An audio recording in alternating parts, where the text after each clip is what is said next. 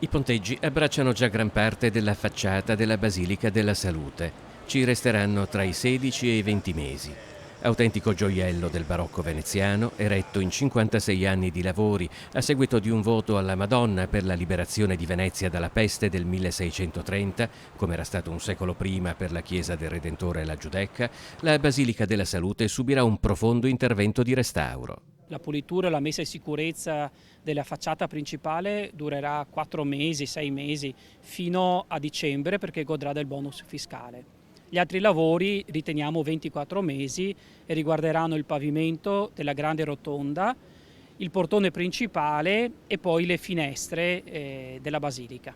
L'ultimo intervento risale agli anni 70 ad opera di comitati francesi che dopo l'eccezionale acqua alta del 1966 finanziarono il completo restauro esterno della chiesa.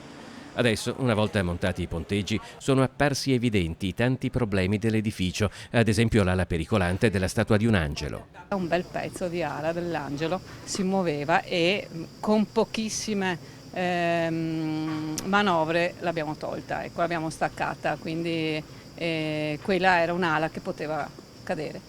Anche abbiamo trovato dei pezzi caduti, poi sopra ci sono tutte delle copertine in malta che erano completamente staccate perché abbiamo anche un problema di attacco biologico molto forte, di piante che crescono sui piani, sotto le copertine di protezione. Il costo dell'insieme degli interventi di restauro supera il 1,5 milioni.